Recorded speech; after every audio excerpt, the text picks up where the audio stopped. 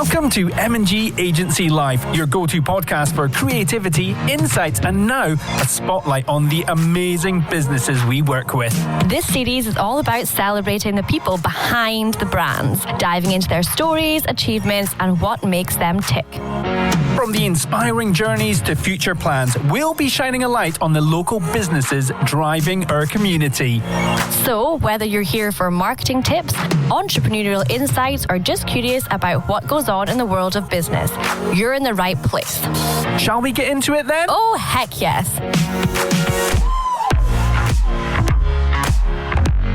Here we go, we're back. Welcome to the very first episode of Series 2. This is M&G Agency Life, Meet the Client. So on Season 1, we got to know our team, and this season we're introducing some of our clients and hearing their stories. Yeah, it's going to be such an interesting podcast series, this, getting to know the people behind these businesses. How are you feeling, Amy? How's life since Series 1? How have you been? I cannot control the fame. Everyone's recognised me in the street. It's absolutely amazing. No, in all seriousness, it's been fine. Right, Nothing you've has not changed. turned into a super influencer. No, not yet. I'm not on billboards, but, you know. It's all going to happen. Look, let's get into this. So first up, today, we're joined by the legend that is Bradley Boyd. Bradley is an online coach from Peak. Bradley, thanks for joining us. Thank you so much for having me. It's a pleasure to help kick off Season 2. And also, you're no stranger to this podcast room because you've been here before. You were my first podcast client here. How was your podcasting experience? Because your very own podcast is live. It was Bradley Boyd, Fitter for Life. It's now changed to Peak, but we're going to get into that. How did you find that? Yeah, it was phenomenal, to be honest. I think coming here and seeing your podcast studio evolve from where we did through the house, I think it's it was an amazing experience. Yeah, the room has revamped a little bit. We're still working on a mini bar. Yeah. I'm not going to dwell on that. We know it's on the way. So you run a successful fitness business, which we're going to hear about today, but you also have a very interesting and inspiring story. Yeah, let's start at that point. So, Brad, what inspired you to start your own business? What is the story behind this? So I think I've got a little bit of a different story compared to maybe other online coaches. I've walked the walk, so to speak. Right. I used to be 130 kilos, which is pretty large compared to the frame that I have now. And I've managed to lose over 50 kilos in my own weight loss journey. So that in itself is incredible. Yeah. So what happened? How did you get to, I guess, a place where you quite fully admit that you were in a bad place, you were unfit? Talk us through what happened. How did you get to that point? Yeah, so I went travelling. I left the UK back in 2017. I kind of left Royal Marine training and felt like a little bit of a failure. So I was kind of running from a lot of my problems emotionally and ended up in Southeast Asia for a few months. And then off the back of that, went to Australia and lived there. And got caught up in probably the backpacker lifestyle, drinking alcohol, taking drugs, going out partying quite a lot. Right. And then I worked on the mine site where I would work away for 4 or 5, 6 weeks at a time in the desert. So this was a gap year pretty much. You were travelling Southeast Asia and Australia. You were taking a year out. You were travelling. You were immersed in that culture of drinking and partying, and then you found work. Yeah. So then I kind of settled down in Perth and did FIFO, it's called. So I'd fly in and fly out of Perth. And so I did that for just over a year. And working in mines, is that right? Working in the mines. Okay. Yeah. What was that like? Tough. It was, peak summer, up to 50-degree heat and 12-hour shifts. Night shifts was like 100% humidity. Wow. No civilization. You're in the middle of the desert. You're in the middle of Australia, the Pilbara region. It was really tough. It was demanding physically. And, I was over there myself. So it was merging with a lot of the Australian locals, like proper, what you call bogan Australians. All right, okay. Which is entertaining. But I just wasn't happy and I didn't have a purpose. What was the work itself then? What were you actually doing? So I started off just kind of at the beginner entry level job of being like a spotter. So when people are working on elevated work platforms, you would have to have someone as a safety to just watch them work. So it was 12 hours just sat in a seat watching people work, which was tough. Yeah. And also there's a lot of trust because if something goes wrong, you're the safety guy. Yeah, I mean, anyone could do that job. So basically sitting on a seat doing nothing. Yeah, pretty much what Aimee does. The absolute rudeness. I do not. I joke. I love a good chat. You do. You absolutely do. You're a grafter, Aimee. Yeah, you are. Thank you. So you're doing this job and it's quite mind-numbing. Yeah, mind-numbing. What are you doing when you're out there for, a month at a time? What are you doing in the evenings? How does that all work? Yeah, so they have bars over in the mine sites, which I was quite surprised about. So a lot of the guys would go there and kind of de-stress post-work and just sit and have 5, 10, 15 beers. Wow, okay. Yeah. Sounds like a holiday. Yeah, well, that's the thing. It does feel like a holiday, but when you do that, that's the thing. when you do that for over a year, some of them guys, that's their whole lifestyle. You balloon in weight. You're not tracking, and obviously they've got shops and things as well on site. So you'd go have 10 beers, and then it's ice cream, chocolate. I suppose it's that thing about comfort eating. Like in this city, we hear a lot about guys that work offshore. Okay, they don't drink alcohol, they don't have bars, but you get fed very well and you eat a lot because that's what you've got to look forward to, isn't it? Yeah, it's the only bit of kind of enjoyment that you're going to get when you're out there. And then, it doesn't change when you come back into Perth because you've been away for 4 weeks. So you are almost like, I deserve to go and party. Yeah, right. Freedom. So it was coming back to Perth and, the drinking was more intense and the partying was more intense. And I'd kind of used that 4 weeks at home to just, or 4 weeks at home to just let loose. Yeah. Right. And, that's not a great cycle to be in. It's a cycle, okay, so you find yourself in this kind of, a cycle. Yeah, exactly that. You were drinking, you were partying, you were going to work. Whilst you were working, you were still going to the bars at night. Yeah. I mean, I was probably what you would class as a borderline alcoholic. I was drinking every day. Okay. Which isn't healthy. Okay.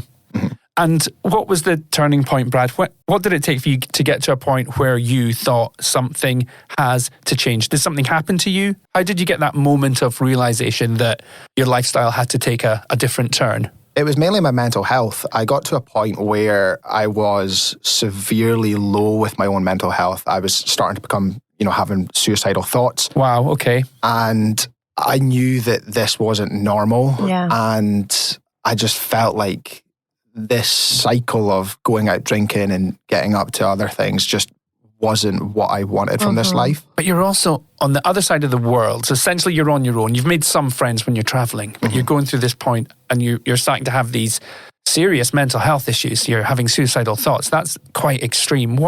How did you get yourself out of that? Because that shows a lot of strength, Bradley, on your side. Yeah. I mean, it wasn't just a moment that just flipped.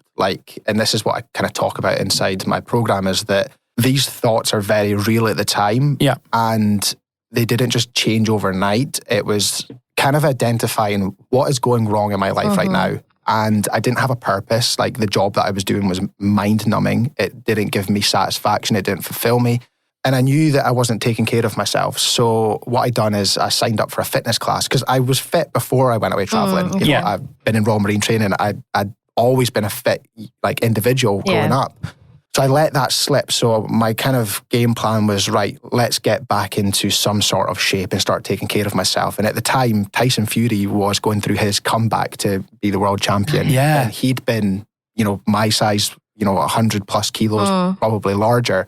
And he'd made the comeback. And at the time, I used that as inspiration. I was like, if he can do it, if he can get from where he was, and I resonated a lot with it because of the dark thoughts that he had. He talks about his suicide attempt.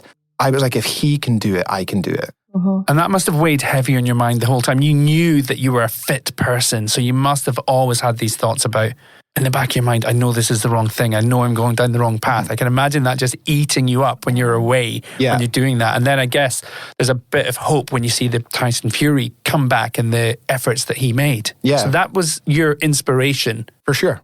You signed up to a fitness class. Yeah, I signed up to a fitness class. So I remember actually the moment I was climbing up the platforms for work, and there was maybe like three or four flights of stairs. I can't really remember. But it's like our office here, Aimee, isn't it? I know, it gets you every time. It was, we had to climb up these 2 flights of stairs, and I was absolutely shattered by the time I got to the platform. Yeah. I was like, this is unacceptable. Like, you've let yourself go. And that was a kind of hit hard moment. Okay. So off the back of that, I think we were on nights the next pattern of shift work, and one of the guys took a video of me, and I saw the video, and I was like, you're massive. And it really crushed me.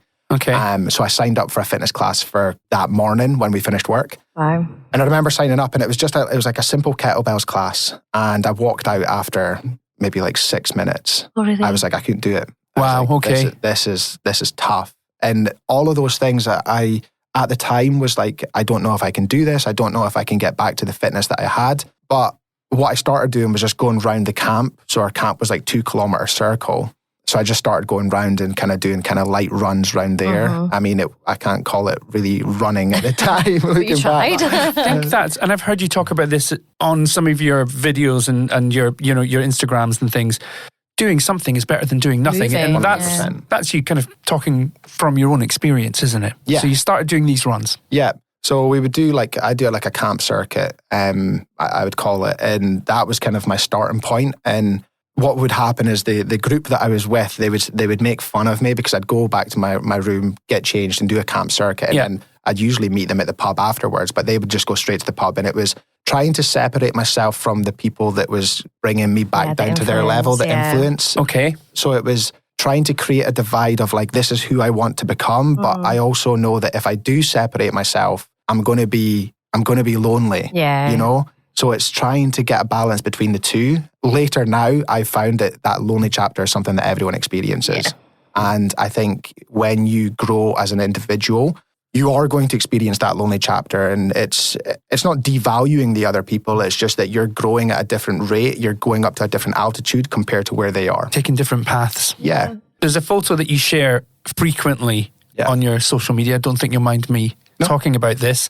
And you're in the beach, you're in the water. Describe it to us. Yeah. So I am there in Rottnest Island in 2020.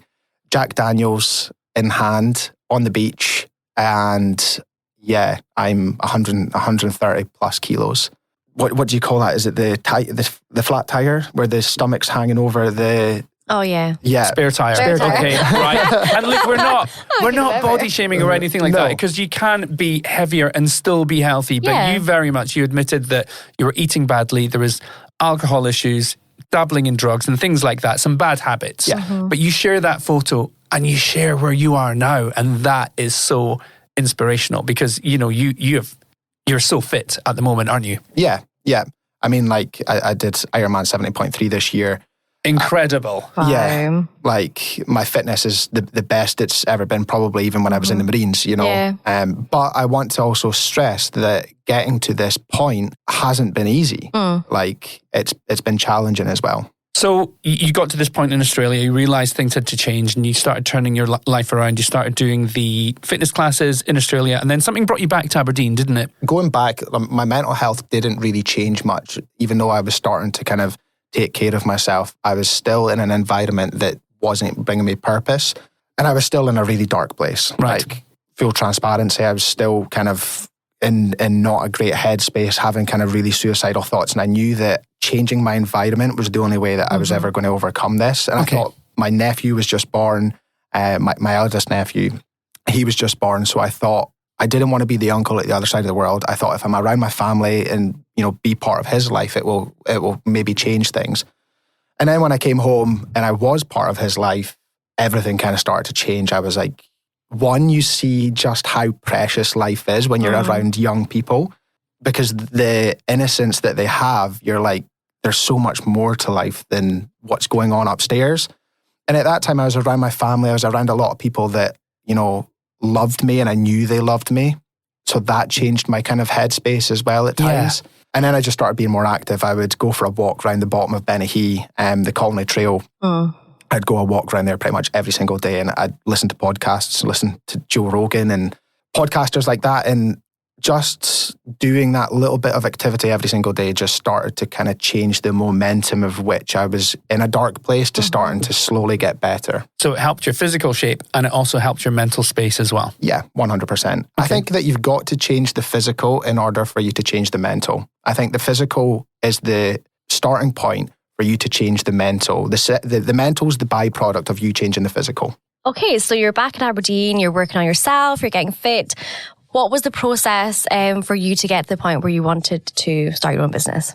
Yeah, so I think getting down from 130 kilos to maybe I'd say 110, I started to have different thoughts. And I started to analyze a period of my life where I was kind of felt like I had the best purpose. Yeah. And that was when just before I went traveling, and I was PTing at Bannatynes. I was kind of running my own business for a year and a half there. Okay.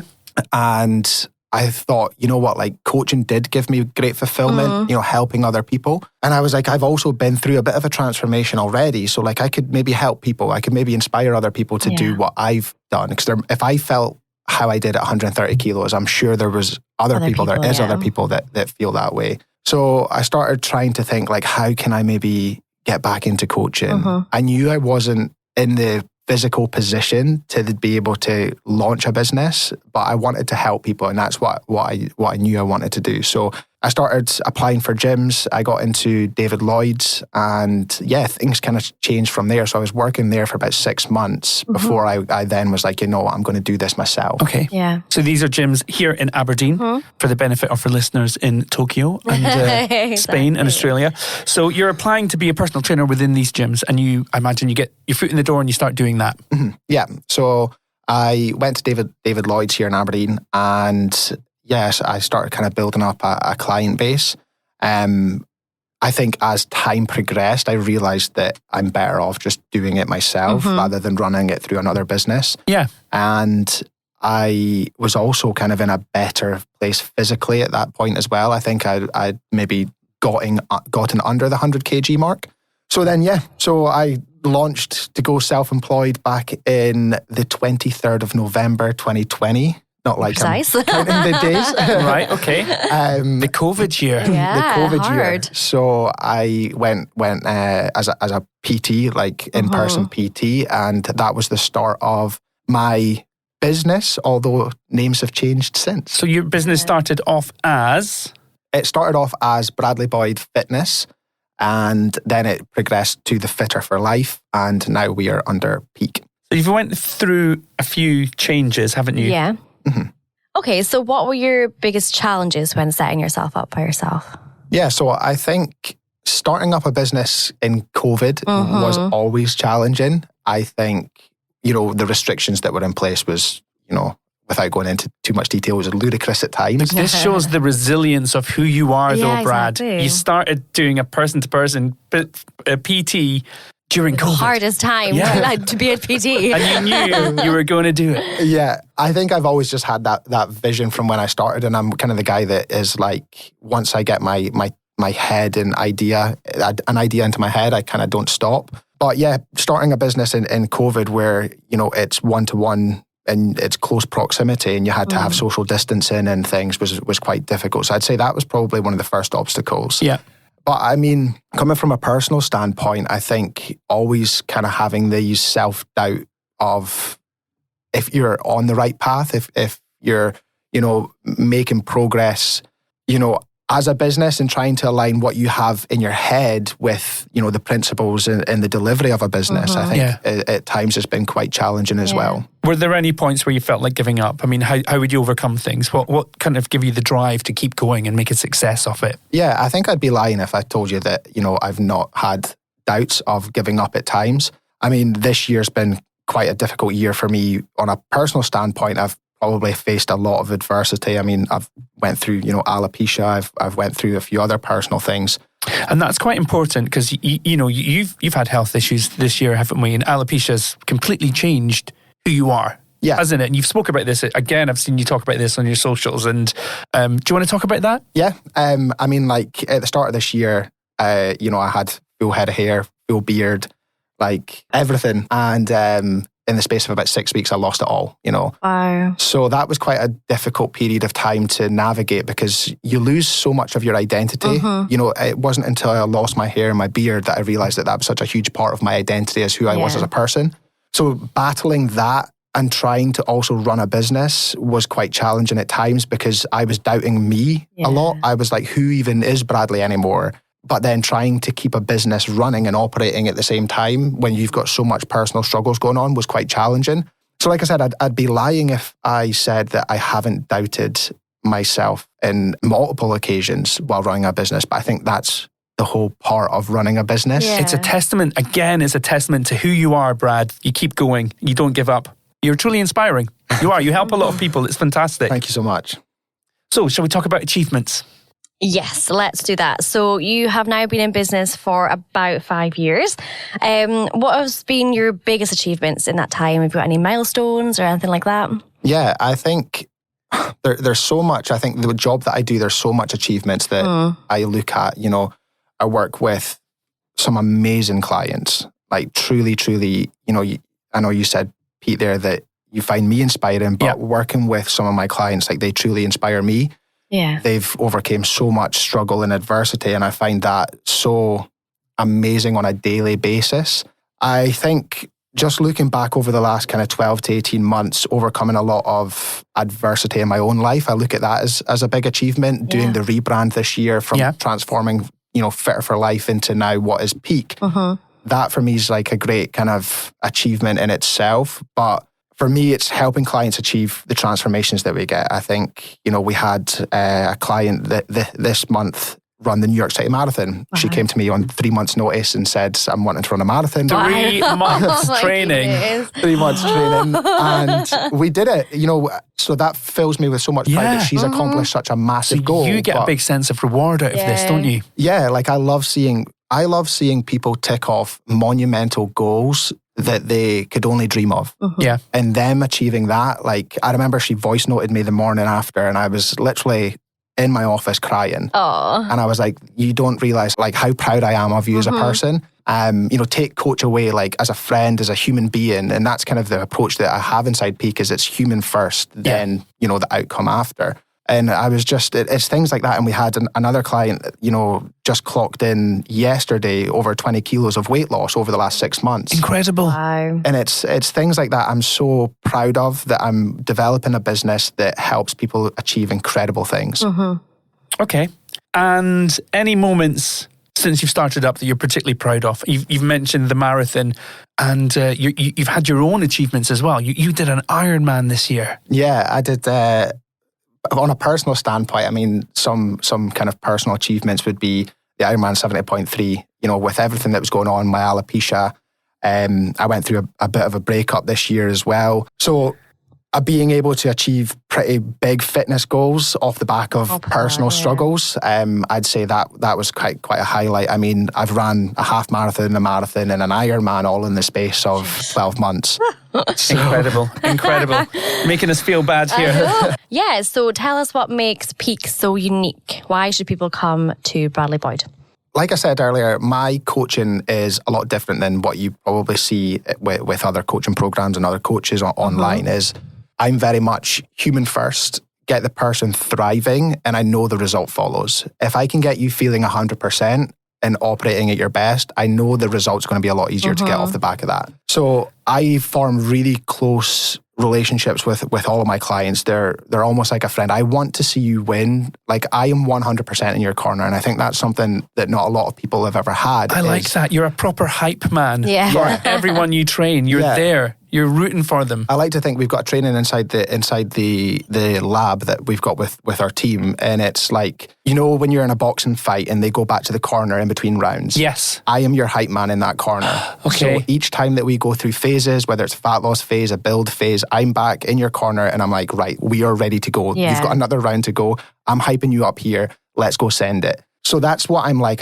It's very much human first. But then we break down the 3 pillars inside my program, which is physique, performance, and psychology. Right. So we go really into getting your physique in a place where you're really confident with it. Once we can focus on your physique and your physique's in a great place, we can then focus on performance. So whether that is, you know, you want to do a 10K, a 5K, a half marathon, a marathon, an Ironman, a high rocks, like what is something that you want to do on a performance basis when it comes to your fitness goals? And then we can start focusing on that and delivering a program so that you can achieve really great performance-based goals. Yeah. So that goal, is it always performance-based or could it also be actually, I just need to lose 2 stone or something like that? So that would be then the physique. Okay. Yeah. So I see. When you come in, it's getting your physique in a great place. So we would perform. Yeah. So it can perform at its best. So it's getting your physique in a place that we can then start to chase performance-based goals.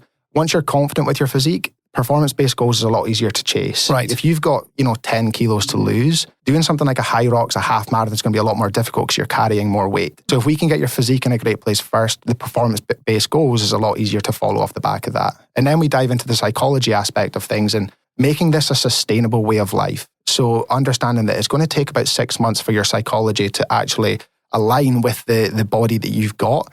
So for me, it's always tapping into a place of vision, not your current circumstance. So making sure that you're operating as like your level 10 self. And that's what we do inside the program is we go through the full transformation. It's not just about the outcome. It's getting you looking good, performing great, but also having the psychology that this is now going to be a sustainable way of life. And you speak about this on your own podcast and you dive into that quite a bit, which is really interesting. So what about your customers? Tell us, come on, this is your chance to brag. What do they love most about Bradley Boyd? What's the feedback like?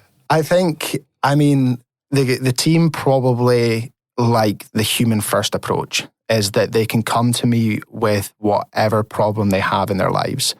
I am your biggest cheerleader, but I am also there, if you're going through struggles with work, personal struggles, whatever it is, I'm there to sit in the mud with you. Because I think a lot of the time, from what I've heard feedback from other people being with other coaches, is that they don't acknowledge the tough periods. Yeah. They just think, why can't you follow your calories? Why can't you do this? Yeah. And I think that's what sets me apart from everyone else is that I've been in your shoes. Right. I've been 130 kilos. I know when your mental headspace is in the complete wrong direction. Yeah. And I know what's needed to get back there. Mm-hmm. So I come from a place of compassion and empathy, but it's not to say that I let you off with it as well. Yeah. I'll sit in the mud with you. Like, don't get me wrong. I'm there to come and meet you where you're at. Yeah. If you're going through a tough time, I'm going to sit in the mud. And as long as we need to, we'll sit in this mud. But I'm also going to offer a hand, take that first step out of the mud with you as well. Because as a trainer, you need to be strict at some points. You need to push when you know that person needs a little push. Yeah, I think it's knowing how to push someone though. I think a lot of people in a lot of other coaching programs it's very much drill sergeant and do this. And it's not actually coaching anyone to a better level of themselves. It's getting someone to follow an 8-week program and then they don't know what to do off the back of that. Yeah. My coaching is I will coach you and elevate your standards so that you're becoming, a more improved human being off the back of it. Okay. Yeah, and it's so important as well that people are not doing short-term things. It's actually a lifestyle because that's a lot of the problem. You see all these I'm fad bad for diets. yo-yo. I yo-yo. I know, this is the thing. Yeah. Like, you're like, I'm going to be good on Monday, and then Monday comes and you're really good, and then you've starved yourself, and then on Tuesday you're like, I'm starving. I want absolutely everything I can get my hands on. Like, it's just changing that mindset, I guess. Definitely. Absolutely. So yeah, the future. What is your vision for your future? What do your own goals look like over the next few years? Yeah, so I think the vision for Peak is to create a community of people that are chasing, performance-based goals, really big performance-based goals. But essentially within that community, what I want to do is create a space where I can give to other people what fitness has given to me. Mm-hmm. Like, we've talked obviously about my journey on this podcast, but fitness changed my life. It took me from the darkest of headspaces to where I am, chatting to you guys today. I think for me, what I want to do is I want to give that back to other people. Mm-hmm. And that's what I'm doing with Peak at the minute. We've actually got our team event on Saturday. So there's over 50% of my clients going. We're at Results Gym. We're doing a training day. So we've got food coming in and then we're going for drinks afterwards. Oh, nice. So it's like a really big event. Yeah. So balanced. A balanced event. So teaching people that, fitness isn't just about me standing here saying track your calories, that, I can showcase to them that it is also about being fun and having the flexibility with your fitness journey as well. So that's what I want to portray to grow Peak into people understanding that fitness can be fun and that you can still achieve Ironmans and marathons and half marathons and 10Ks while still having fun and socializing Still as well. living your life. Yeah. I think for me personally, my personal goals, I've got a marathon coming up in May. So I'm going for sub 3:30. Sub 3:30. What marathon? Edinburgh.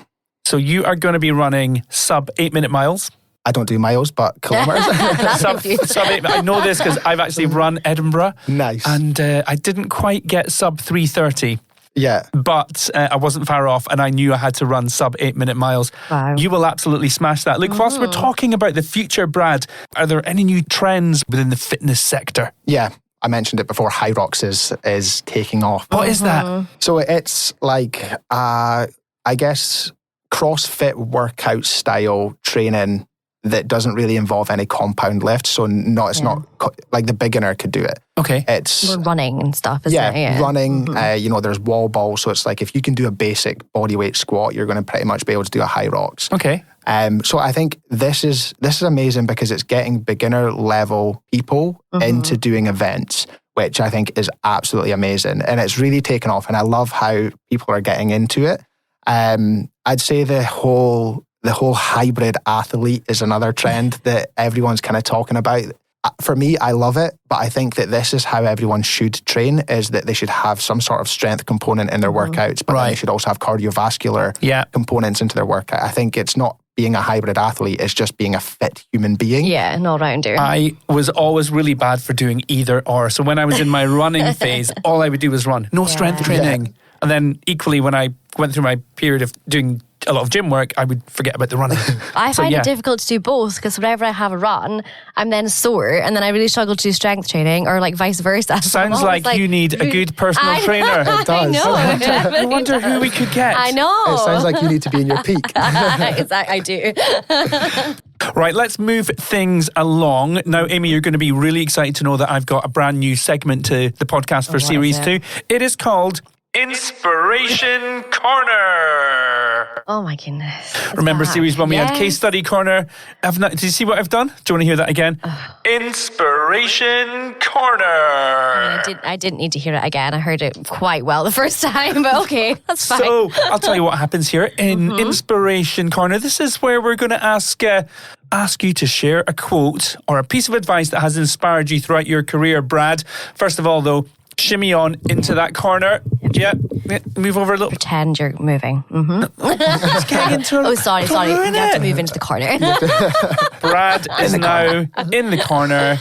The naughty corner. Let's hear that piece of advice. What has inspired you that might inspire others? I think just from what's happened this year and the adversity that I faced this year, this comes from Alex Hormozy. And for those of you who don't know, he's a business guru, really successful. Okay. I'd say one of the strongest frameworks and mental frameworks that's gotten me through some of the hardest times in my life is that this will one day be the story that I will one day tell.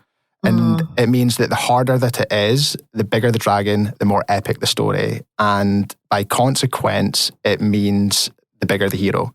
So if you think about like winners and losers, they define themselves by what they made happen, and losers define themselves by what happened to them. Right. And I'd say something I've realized, is that the difficult part of the lonely chapter is that this rocky cut scene lasts 90 seconds in the movies, but it could last 1, 2, 3, 4, 5 years in reality. That's a really good perspective because what that kind of almost does is it makes you step back from a situation where you're at a horrible point in your life, but you can step back from it and think, I'll get through it and I'll tell this story someday further down the line because I know I'll get through it. Yeah. And I'd say that's where I am right now is the lonely chapter.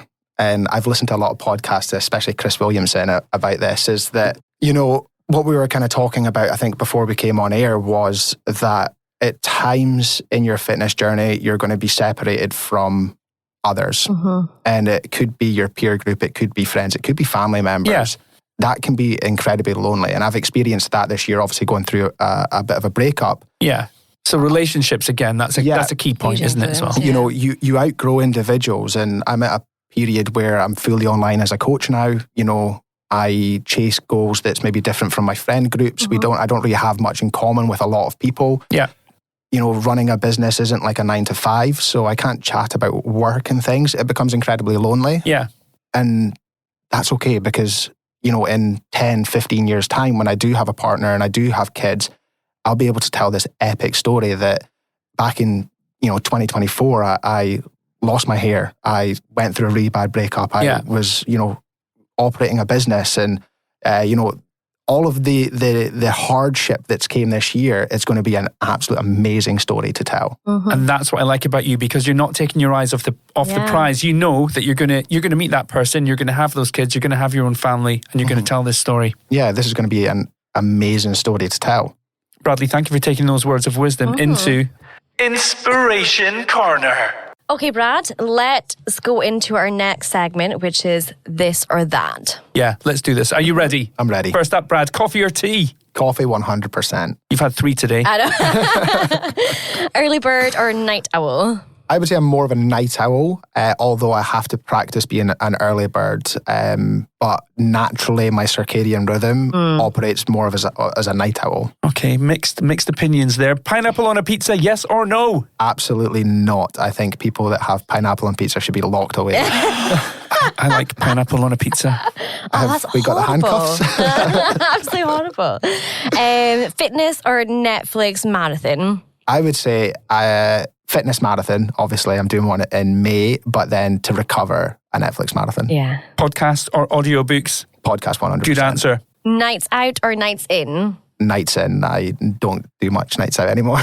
Corporate wear or a comfy pair of PJs? This is where I am conflicted either, because I don't wear PJs, but I also don't wear corporate wear. So like today, I dress up for my work. I would say casual corporate wear. Yeah. Okay. So if you had a superpower, would you have invisibility or flying? Flying, 100%. I think invisible is a bit weird, isn't it? Because you're like kind of spying on people. Yeah. Yeah. I mean, I'd be the same, right? Superpower.